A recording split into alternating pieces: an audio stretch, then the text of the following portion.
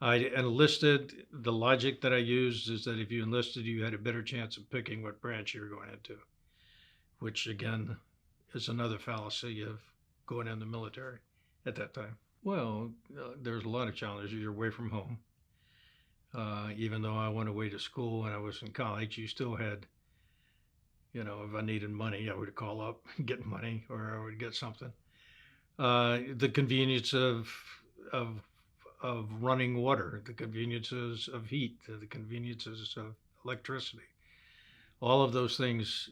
I didn't have them where I was in the field, so I mean, you just take them for granted. A good night's sleep, decent food, you name it. All of those things you missed when you're in combat. Okay, the reason I'm hauling that when I got the Purple Heart, I was injured. It was August 11th, 1969, and we were had gone into a landing zone where we didn't have cross support from other 155 units, which was not a good move. And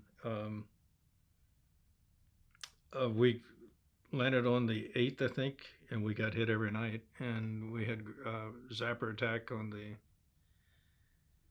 11th, and then we got hit really bad on the 12th. And I may have the days off. We may have gotten hit really on the 11th, and then I came home with the 12th. And the way I explain it is that if you look at a little league field, first, second, and third, and home plate, that's basically sort of the square footage we had for our 3 guns on this landing zone.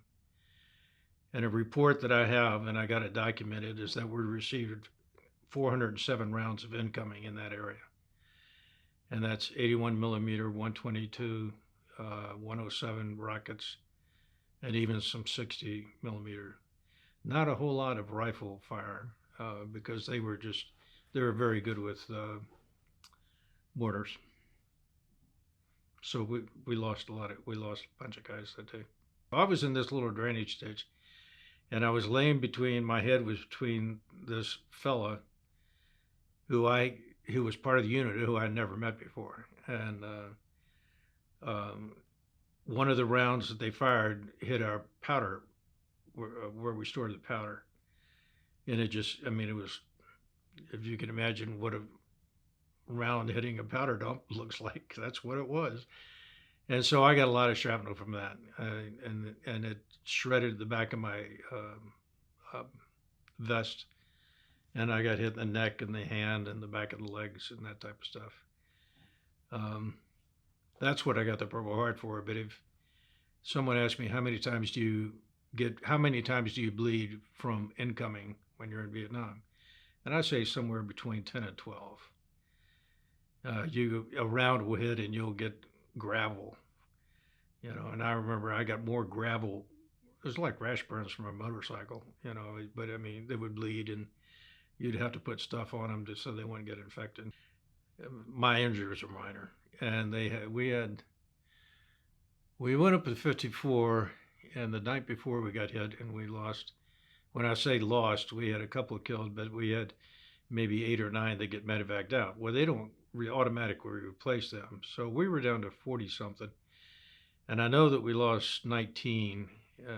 When we got through, we only had 13 people left that ended up going back to our original landing zone. And out of the 13, 8 had been wounded. So there was only, 8 and 5?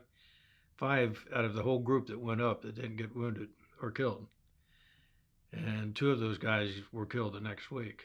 So, you start, the mind games work on you. I mean, my number's coming up sometime soon, so you just play the odds. I don't think anybody can go through that type of combat, whether it's World War II or Afghanistan or Iraq, without it affecting you somehow. And I would say the way it affected me to my advantage is that I had to put up a wall to protect myself mentally. And